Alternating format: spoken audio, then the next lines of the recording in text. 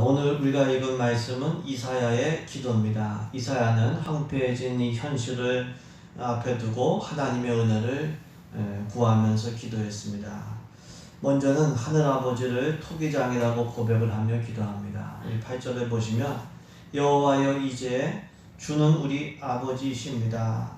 하나님은 아버지라고 고백했고요. 우리는 진흙이요 주는 토기장이시니 우리는 다 주의 손으로 지으신 것입니다. 주님은 토기장이십니다. 아버지십니다. 고백하고 있습니다. 우리 8절 말씀을 한 번 더 읽겠습니다. 8절입니다. 그러나 여호와여 이제 주는 우리 아버지시니이다. 우리는 진흙이요 주는 토기장이시니 우리는 다 주의 손으로 지으신 것이니이다. 아멘. 하나님께서 아버지가 되신다는 것은 우리 존재의 근원이 되신다는 것이죠. 우리가 있는 것은 하늘아버지가 계셨기 때문에 있는 거죠. 하늘아버지가 없으면 우리는 없는 거죠. 또 우리는 진흙이요 하나님은 토기장이라고 했습니다. 하나님께서 우리를 지으셨다는 것이고 우리의 미래가 하나님의 손 아래에 있다라고 하는 것을 알 수가 있습니다. 이를 통해서 알 수 있는 것은 무엇입니까? 하늘아버지께서 우리의 토기장이시라고 합니다. 그렇기 때문에 우리는 아버지이신 하나님을 떠나서는 안 되죠. 하나님은 사람뿐만 아니라 우주를 만드신 아버지십니다. 하늘아버지시죠. 물고기가 물을 떠나면 살 수가 없듯이 우리와 천지 만물은 하나님의 은혜 없이는 살 수가 없어요. 하나님 떠나면은 죽는 것입니다. 출애굽기 3장에 보시면 모세가 하나님의 이름을 불렀습니다. 하나님께서 뭐라고 하셨냐면 난 스스로 있는 자다. 스스로 있을 수 있는 존재는 하나님 외에는 없는 거죠. 하나님을 떠나면 스스로 있을 존재는 아무도 없는, 우리도 마찬가지입니다. 주님의 은혜 아래 있을 때, 주님 안에 있을 때 우리가 살 수가 있는 거죠. 우리가 나무를 보면은 뿌리가 안 보입니다. 뿌리가 안 보인다고 뿌리가 안 중요하냐? 그건 아니죠. 뿌리와 단절된 나무는 더 이상 살 수가 없습니다. 눈에 보이는 이 나무는 눈에 보이지 않는 이 뿌리 없이는 살 수가 없습니다. 우리와 천지 만물이 그런 거죠. 눈에 보이지 않는 영이신 하나님을 떠나면 다 죽는 것이죠. 하나님을 가까이 하시고 하나님을 잘 섬기고 하나님 안에서 생명을 누리시기 주님의 이름으로 축복합니다. 주님 없이는 우리 살 수가 없어요. 또한 우리는 하나님을 경외하는 가운데 늘 하나님께 순종해야 됩니다. 왜 그럴까요? 하나님께서 토기장이시기 때문인 것입니다. 우리는 하나님께서 만드셨어요. 또 만들어 가시는 것이죠. 결국 우리의 미래는 정해져 있는 운명이 있는 게 아니라 하나님께서 어떻게 빚어가시느냐에 달린 겁니다. 물론 하나님은 가장 아름다운 모습으로 우리를 빚어가십니다. 우리를 푸른 초장 실만한 물과 좋은 곳으로 인도하시죠. 그렇기 때문에 진흙처럼 우리를 빚어가시는 하나님께 진흙처럼 우리가 우리 자신을 맡기고 순종해야 됩니다. 그 초등학교 학생들이 그 찰흙으로 이제 만들기 하지 않습니까? 근데 이 찰흙이 조금 지나면 굳어지고 뻣뻣해져서 이게 잘 안 만들어져요. 그러면 어떻게 돼요? 버리는 거죠. 찰흙을 쓸 수가 없는 거죠. 우리는 하나님께서 빚어가시는 대로 하나님께 맡기고 순종할 때 가장 아름다운 모습이 되는 거예요. 하나님께서 빚어가시는 대로 우리의 미래가, 우리 교회의 미래가, 우리 가족들의 미래가 하나님께 있음을 믿고 가장 훌륭하신 토기장이 하나님께 믿고 하나님의 빚으심에 믿음으로 순종하는 우리 되기를 소망합니다. 주님께서 이끄실 때 의심하지 말고 주님 빚어가시는 대로 순종하면 돼요. 그래서 우리가 순종할 때 가장 아름다운 모습으로 만들어져 가는데 문제는 뭐냐면 불순종하는 거죠. 불순종하고 고집부리고 죄악하면은 하나님 빚어가실 수가 없는 거예요. 하나님의 또 불순종하면 하나님의 분노와 심판이 임하는데 그건 너무나 비참한 겁니다. 이스라엘이 그랬습니다. 하나님의 백성이었지만 하나님께 불순종하고 하나님의 분노와 심판이 임하니까 이 성읍들이 광야가 되고 예루살렘이 황폐해지고 하나님을 예배하던 그 조상들이 예배하던 성전이 불에 탔다. 이렇게 말씀해 주고 있습니다. 우리 9절부터 11절까지 말씀을 우리 같이 읽도록 하겠습니다. 9절부터 11절까지 말씀입니다. 여호와여 너무 분노하지 마시오며 죄악을 영원히 기억하지 마시옵소서. 보아오니 보시옵소서 보시옵소서. 우리는 다 주의 백성이니이다. 주의 거룩한 성읍들이 광야가 되었으며 시온이 광야가 되었으며 예루살렘이 황폐하였나이다. 우리 조상들이 주를 찬송하던 우리의 거룩하고 아름다운 성전이 불에 탔으며 우리가 즐거워하던 곳이 다 황폐하였나이다. 아멘. 이스라엘이 처한 상황이 너무 비참했어요. 견고했던 성읍들이 광야가 되었어요. 성전이 불탔어요. 성전의 기구들도 다 흩어지고 황폐하게 된 겁니다.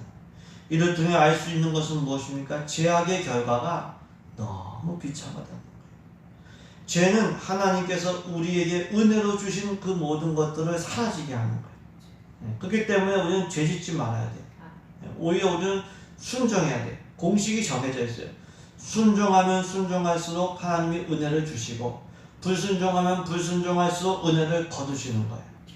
그러니까 너무 복잡하게 생각할 필요 없어요. 내가 지금 순종하고 있으면 미래는 은혜로 충만해지는 거고 내가 지금 불순종하고 있으면 미래는 은혜가 다 빼앗아 가게 되는 거죠.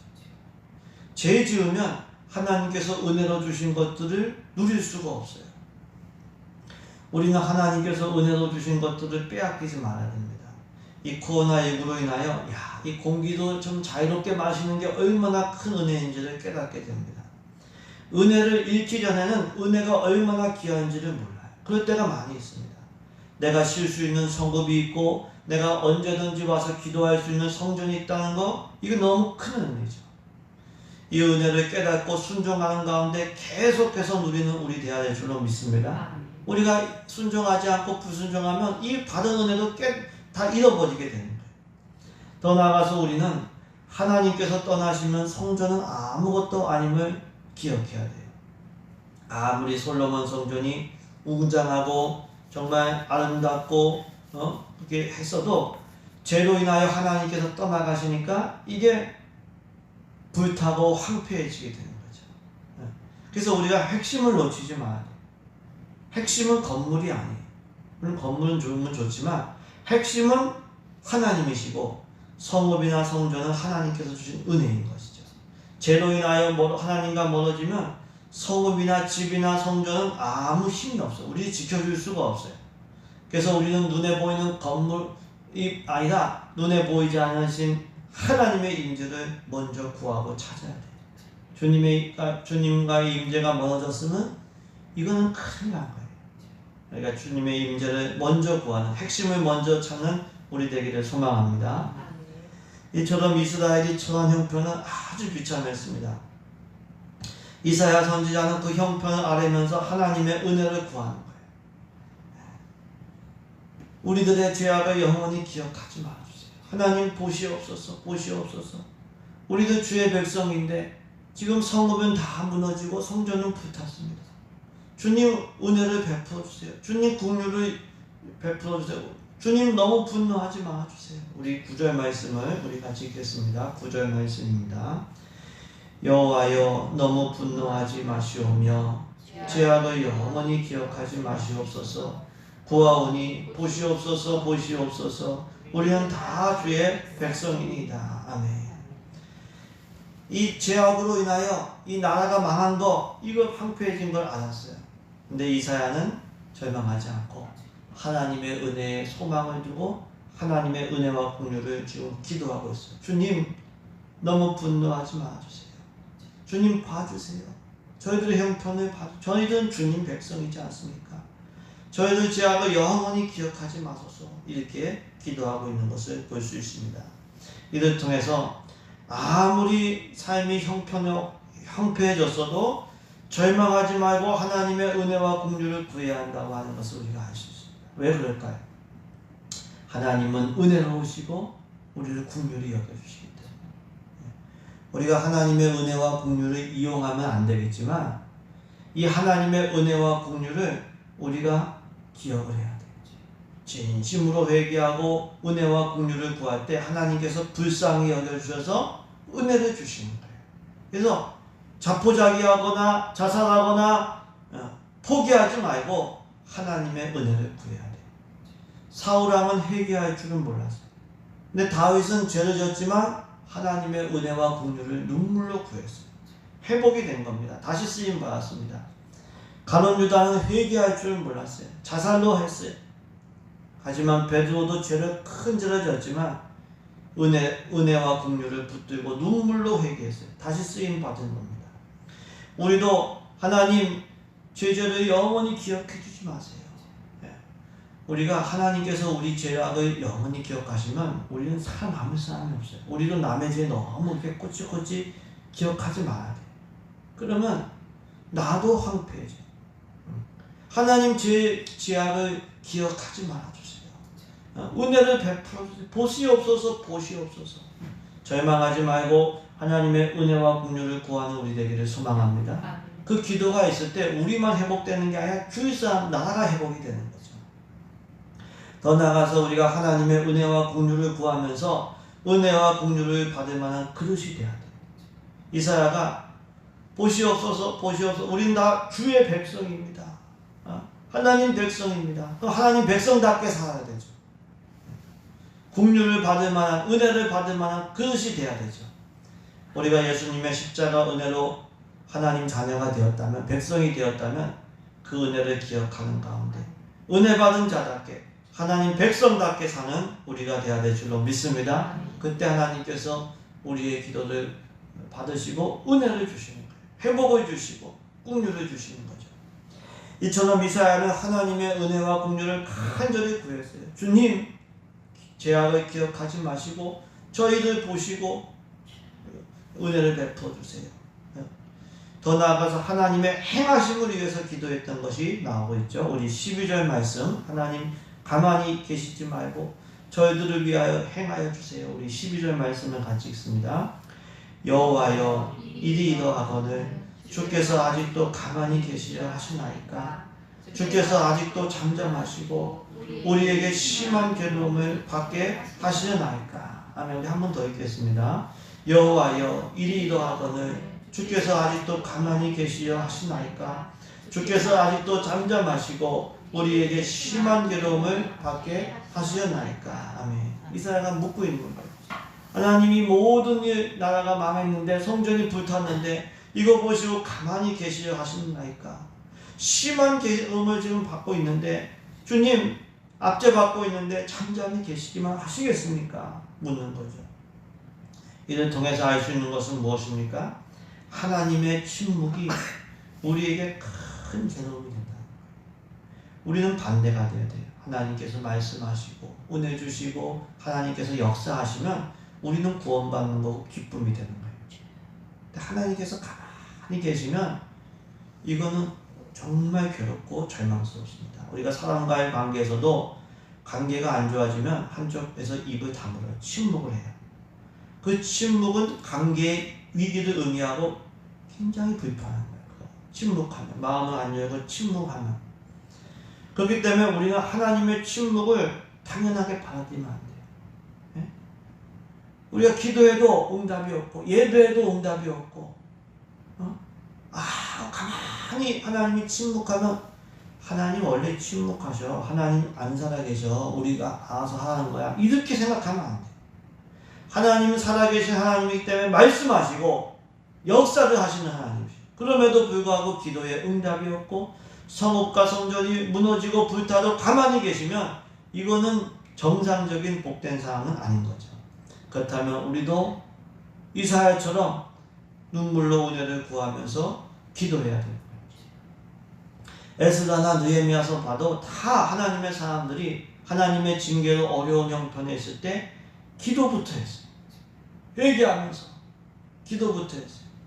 하나님의 침묵은 우리 죄로 인한 것이고 우리는 괴롭기 때문에 기도를 해야 돼요. 우리의 기도가 연락이 돼서 하나님께서 침묵이 아니라 말씀하시고 행하실 때, 도우실 때, 그때는 우리가 괴로움이 아니라 기쁨을 얻게 되고 구원을 받게 되는 거죠.